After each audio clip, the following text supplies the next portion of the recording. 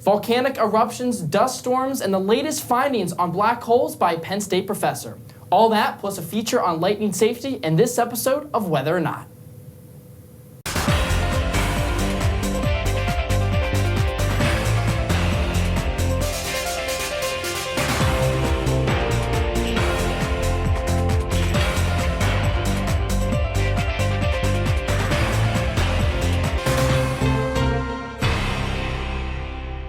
Hello and welcome to Whether or Not. We hope everyone's week is going well. I'm your host, Michael Spagnolo. And I'm your forecaster, Mastro. I know I struggled to hold on to my hat during the day on Monday. A pretty blustery day here in central Pennsylvania. Yeah, we had multiple strong wind gusts all throughout Monday afternoon into Monday evening, with several wind gusts of over 50 miles per hour, some approaching 60 as well during the day on Monday. You know, the lights flickered here in Walker Building several times during the afternoon. Yeah, they also flickered in my apartment off campus, and luckily throughout the rest of the week, those winds did subside, and we're not looking at anything like that for this weekend. However, Old Man Winter might be making a return to State College. We'll get the full details later on in my forecast. All right, looking forward to that, Brian. And now, your Nature in the News stories.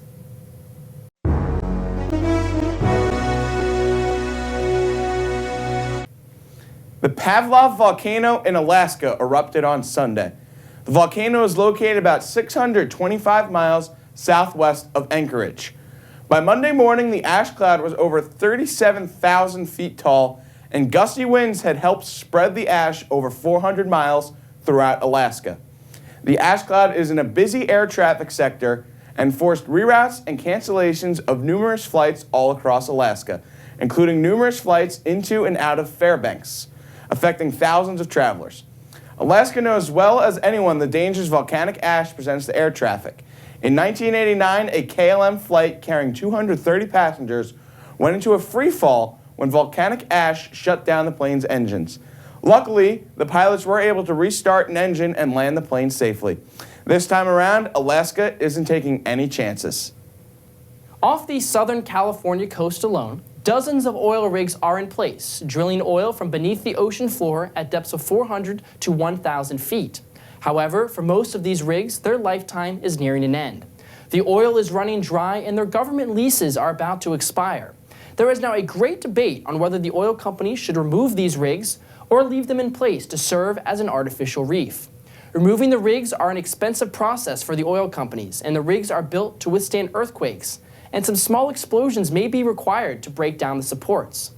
Recent dives by scientists in submersibles found a variety of life forms from the top of the rig to the bottom, mimicking the descent from the coastal waters to the deeper ocean waters.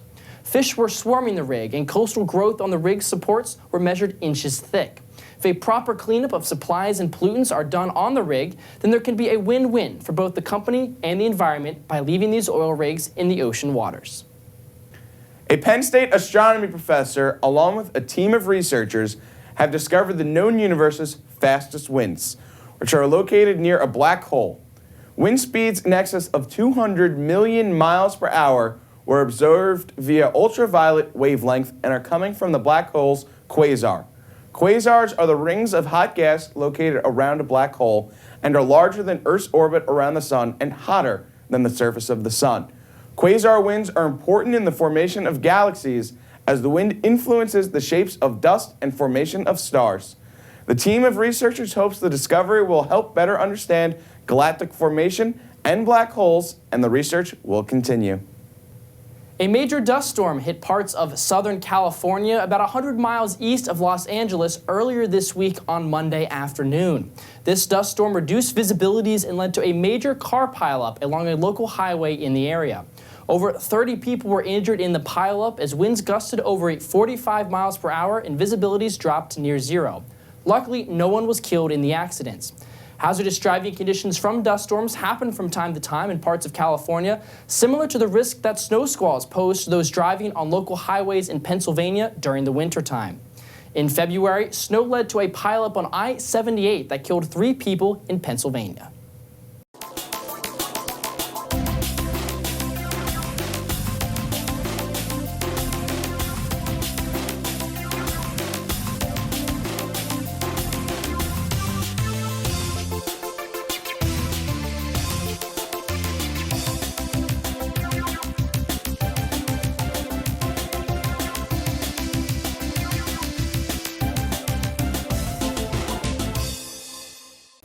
Well, luckily, it doesn't look like we'll be having any dust storms here in State College for this weekend.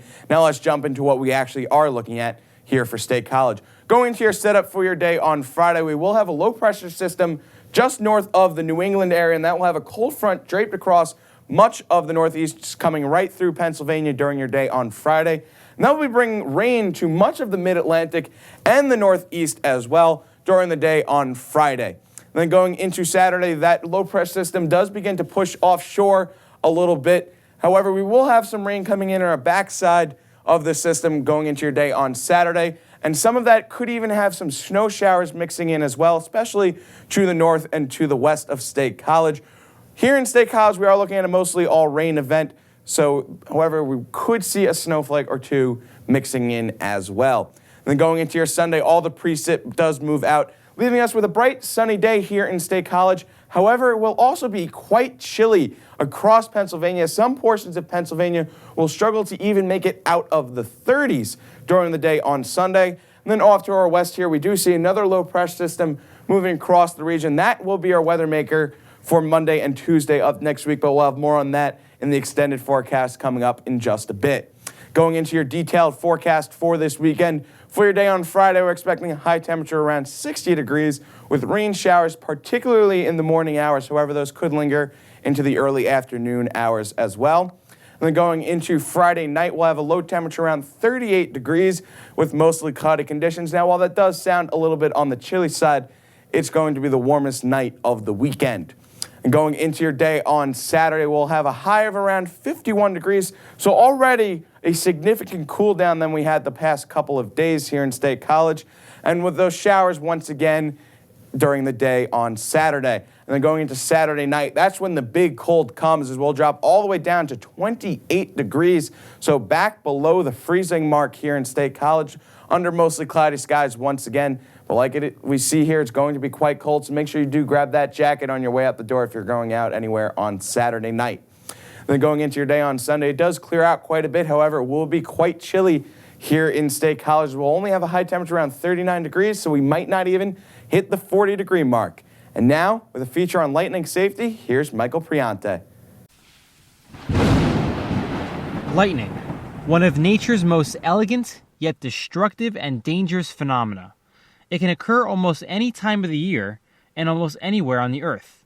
Lightning typically accompanies thunderstorms, but it can also be produced by volcanoes, forest fires, and even intense snowstorms.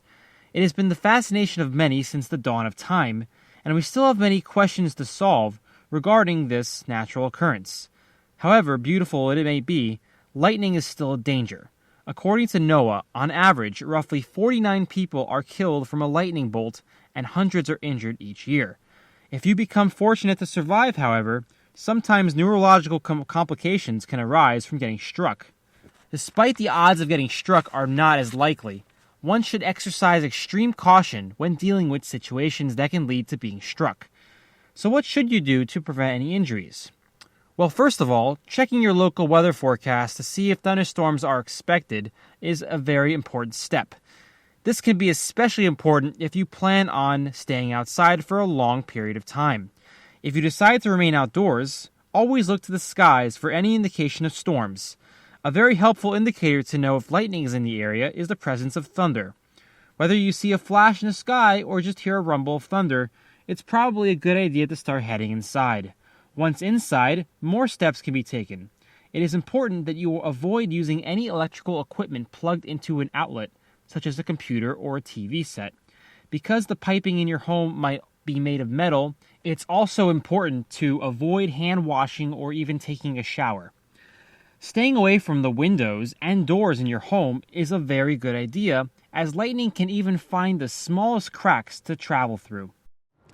However, if you do find yourself out in the open, it is best to stay as low as you can to the ground. Crouching down on the ground with your hands over your head like so in an open field allows you to not get struck by lightning. But if you do, by the chance, the lightning can travel through your body in this position and into the ground safely. However, being injured is not always guaranteed. If you're near any tall objects such as a tree or even a large aluminum pole, staying away from these objects is your best bet, as lightning can hit these first, which will then put you in harm's way. Also, avoiding any bodies of water or anything wet that might conduct electricity is also a good idea. Although lightning can almost affect us at any time of the year and is almost random, following these precautions will not necessarily guarantee you safety when you're out in the open, but it's best to follow these safety guidelines so that you don't end up becoming a piece of toast. So remember, when thunder roars, go indoors. For Weather or Not, I'm Michael Priante.